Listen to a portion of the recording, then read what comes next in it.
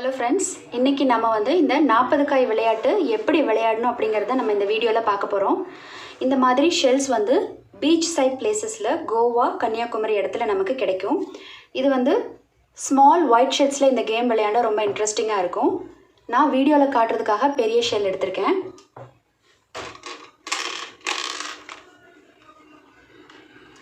இந்த ஷெல்ஸ் இல்லாதவங்க இந்த மாதிரி டேமரின் சீடு, புளியாம்பழத்தோட சீடில் நம்ம கல்லில் தேய்ச்சோன்னா ஒரு பக்கம் தோல் வெளியில் வந்துடும்.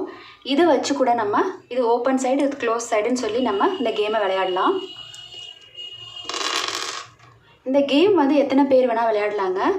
கேம்ஸோட ரூல்ஸ் எல்லாம் பார்த்தீங்கன்னா, இப்போது 4 ஷெல் ஓப்பனாக இருந்தால் 40, 10, 20, 30, 40ன்னு சொல்லுவாங்க.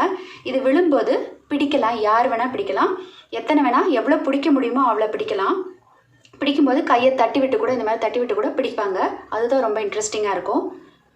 3 விழும்பொழுது இது முக்கான்னு சொல்லுவாங்க. இப்படி விழுந்துருச்சுன்னா ஆட்டம் கிடையாது, நம்ம அடுத்த பிளேயருக்கு கொடுத்துடணும்.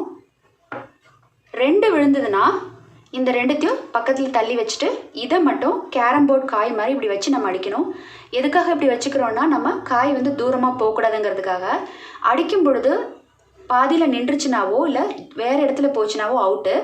கரெக்டாக இந்த மாதிரி அடிக்கணும். ஒரு காய் மட்டும் ஓப்பனாக இருந்ததுன்னா இது 2யும் பேராக வச்சு அடிக்கணும், இது 2ம் பேராக வச்சுக்கணும். இப்போது இது வந்து அடிக்கும் பொழுது இந்த காய் இதில் டச் ஆகக்கூடாது, ஆனால் அவுட்டு. அதே மாதிரி இதை அடிக்கலாம். எல்லா ஷெல்ஸும் க்ளோஸ்டாக இருந்தால் 2, 4, 6, 8ன்னு சொல்லுவாங்க. இது வந்து பிடிக்க தேவையில்லை, யாருக்கு விழுதோ அது அவங்களுக்கு ஃபுல்லாக கிடைக்கும்.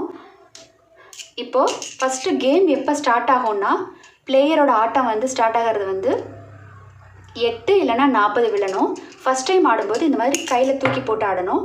பாருங்கள், இந்த மாதிரி எல்லா காயும் விழுந்துருச்சு. இப்போ இதை இப்படி பிடிச்சி இதை அடித்து இதை க்ளோஸ் பண்ண வைக்கணும். க்ளோஸ் ஆயிடுச்சுன்னா 8. சப்போஸ் எல்லா காயும் நம்ம இப்படி ஆடும் பொழுது ஓப்பனாக இருந்ததுன்னா ஒன்று இப்படி போட்டு இதை ஓப்பன் பண்ணிக்கலாம், இல்லைன்னா இப்படி பிடிச்சி அடித்து ஓப்பன் பண்ண வைக்கலாம். இப்படி 40 விழுந்துருச்சுன்னா யார் வேணாலும் பிடிச்சிக்கலாம். நான் இப்போ வந்து கேம் சும்மா ஆடி காட்டுறேன் பாருங்கள். காய் இப்படி விழுந்துருச்சு, இப்படி இது பண்ணி நான் அடித்து க்ளோஸ் ஆகிடுச்சுன்னா எனக்கு வந்து 8. ஸோ என்னோடய கேம் வந்து ஸ்டார்ட் ஆகிடுச்சு. ஸ்டார்ட் ஆகலைன்னா நெக்ஸ்ட் பிளேயர் நம்ம மாற்றி மாற்றி விளையாண்டுட்டு வரணும். 8, 40 விழுந்தால் தான் அவங்களோட கேம் வந்து ஸ்டார்ட் ஆகும். அது வரைக்கும் நம்ம கொடுத்து விளையாடுக்கணும். இப்போ எனக்கு ஸ்டார்ட் ஆகியாச்சு 8. அதுக்கப்புறமா ஒவ்வொரு முறையும் இப்படி போட தேவையில்லை, கையில் இப்படி போட்டால் போகிறோம். இப்போ பாருங்கள், இந்த மாதிரி இருக்குது. எனக்கு ஒரு காய் மட்டும் ஓப்பனாக இருக்குது. அப்போ வந்து நான் கேம் எப்படி ஆடுறேன், 9, 10.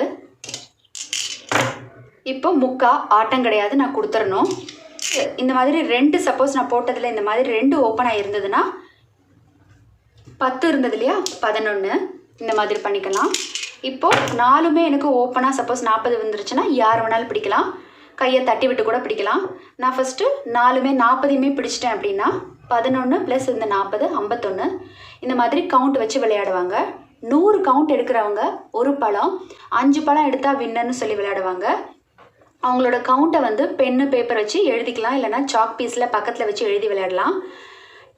இல்லைனா டைம் ஃபிக்ஸ் பண்ணி கூட விளையாடுவாங்க. ஒரு 15 மினிட்ஸ் 20 மினிட்ஸ் வச்சு யார் ஹையர் கவுண்ட் எடுக்கிறாங்களோ அவங்க வின்னர்னு சொல்லி ஆடுவாங்க. இது பழங்காலத்து விளையாட்டு, இன்ட்ரெஸ்டிங்கான விளையாட்டு. உங்கள் குழந்தைங்களுக்கு சொல்லிக் கொடுங்க.